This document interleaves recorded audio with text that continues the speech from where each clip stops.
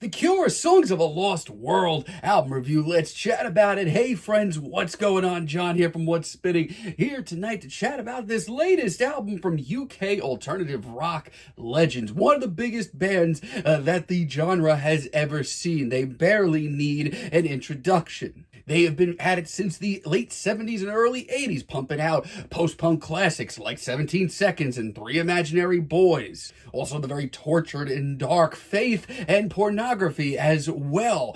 These albums early on in their career, they're very special to me personally and come from a time in the Cure's discography that mean a lot to me. Now, I've never been a big fan of The Top, but as far as I'm concerned, that's okay because the band was about to take off and become something truly special. The surreal The Head on the Door, the very adventurous Kiss Me, Kiss Me, Kiss Me, and of course one of the greatest albums of all time, Disintegration, showed the band becoming much more than where they started. I mean, somehow around this time, the band became one of the bigger pop acts in the world, all while remaining one of the genuine coolest things going. Even 1992's Wish has become a personal favorite of mine with just how blissful it is. But as the 90s went on, I'm gonna be real with y'all, I feel like things got a little iffy with The Cure. 1996's Wild Mood Swings showed the band trying out some psychedelic rock infused with their usual Gothic sound, and I mean, there are great moments on here like Mid-Car and Jupiter Crash.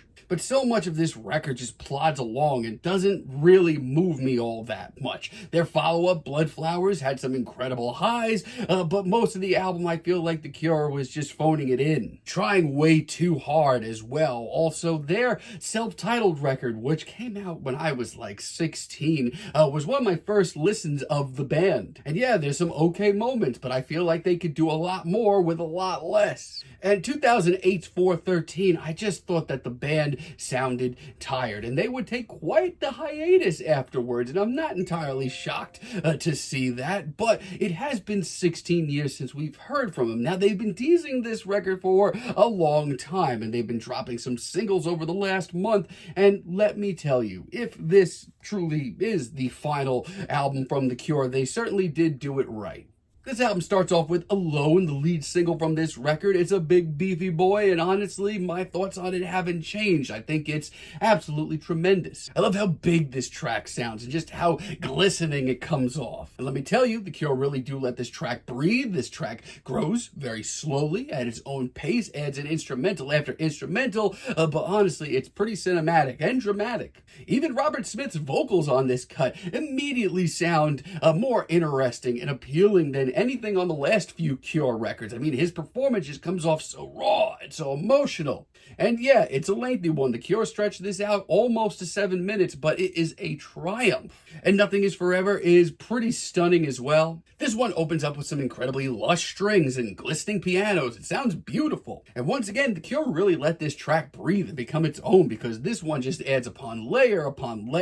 And as it goes on, it just becomes more and more beautiful. Not only that, but there's a sense of finality to this track and a sense of drama to this track that I haven't heard on their stuff since the early 90s. It's wonderful and it's done the right way. I also do really love A Fragile Thing, the other single that was dropped from this record. This one's a little artsier and a little bit more outside the box than the Alone single, but that's a good thing. The pacing, the drama, the intensity in their own way. This track has a lot going for it. But I love the songwriting here. It's an absolute standout. It sounds like the classic Cure sound, just modernized. It's even a little playful instrumental-wise, and that final wailing guitar solo, oh, that's good. And Warsong may be my favorite deep cut of the record. Everything about this track gives me the chills between the pacing and the heavier guitar tones. It almost sounds like it has some industrial vibes to it. I mean, towards the end of their initial run of domination of the rock charts, I mean, they were getting a little poppy, and at the time, it worked, but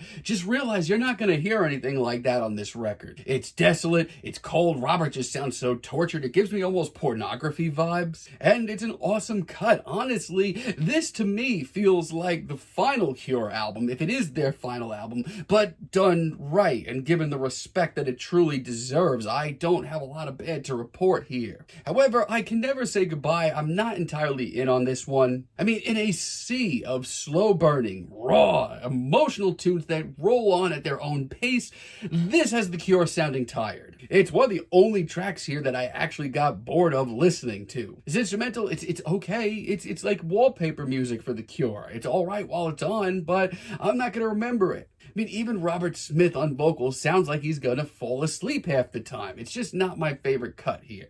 But if this was the final Cure album, I'd be happy with it. Drone, Nodrone, I just love just how different this track sounds. It's easily one of the more unique sounding cuts here. I love the glacial synths and just how much they interact with this very strummed riff. I love this rugged strummed riff that just seems to be competing with these glacial synths and doing a pretty good job. Lyrically, this one packs a roundhouse, and let me tell you, this whole album lyrically has this sense of finality to it, but this may be the most drama that we get on a track. And just let me tell you, the production in general, the band sounds great. Really awesome guitar solo, too. All I Ever Am, also another really great cut. I absolutely love the riff that we get here and the eerie synths floating in the background. It's got a little bite to it as well. Let me tell you, this track just sounds so instantaneous, especially for this record, which, you know, it's definitely not an easy one to get through on your first listen. And even Robert on vocals just sounds about as fired up as he could. It's easily one of his most commanding performances. Just don't be surprised if it's still very, very gloomy. Everything about this track, from the elegant pianos to the drama to the pounding drums, just works for me. A lot of this album does. And Endsong, they ain't messing around with this finale. It's 10 minutes. And if there wasn't already a sense of finality to this record, I mean, get a load of this. This is absolutely breathtaking, and in every way, the little bow that this album needed. Between the swelling synths and the intense drums, the wailing guitars to the atmosphere, it's all gravy. And let me tell you, there is not a single second wasted in this very graceful finale. And I mean, I can't say a lot of bad things about this record. After 16 years, I feel like The Cure really, really put the time and the effort and the love into this record. I mean, where they were at in the mid-2000s, it just wasn't for me. But if we did get a final record from The Cure and this was it, I'd be very happy with it. The emotion is here. The production is here. The performances are here, and they all sound great. I mean, is this classic Cure? No, it's a pretty slow-paced, very dramatic album, but it has that sense of finality, and let me tell you, I feel like they did it right. I'm feeling a strong 8 on this album, but let me know what you all think down below. If you like the video, be sure to give us a like, give us a subscribe, and let me know down below what you would like for me to chat about in the future. And until next time, have a great day, friends.